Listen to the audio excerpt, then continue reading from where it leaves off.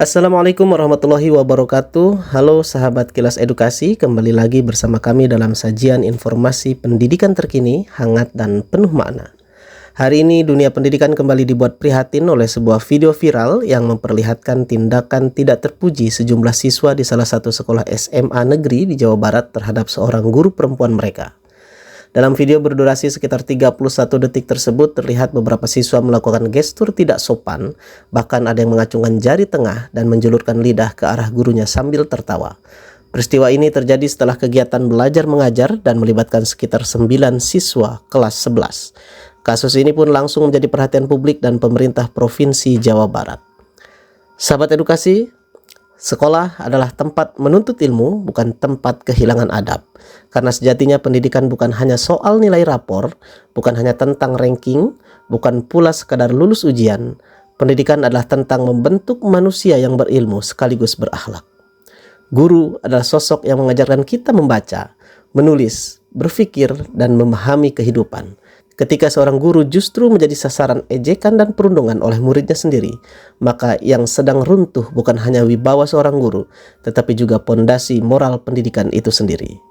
Banyak orang hari ini mengajar kecerdasan tetapi lupa menanamkan adab. Padahal para ulama sejak dahulu mengajarkan adab lebih tinggi daripada ilmu. Karena orang berilmu tanpa adab bisa menjadi berbahaya.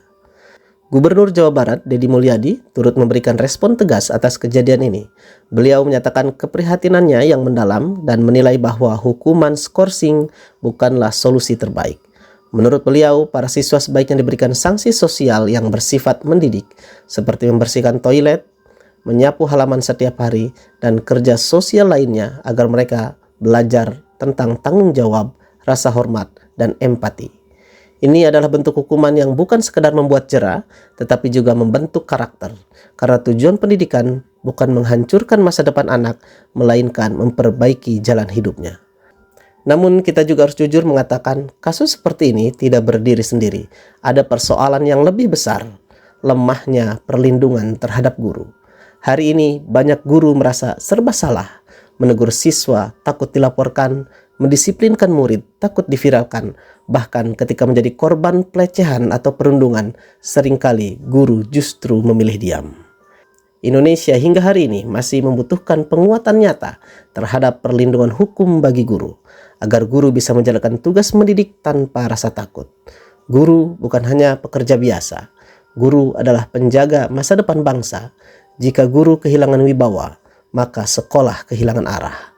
Lalu, bagaimana solusi agar kejadian seperti ini tidak terulang?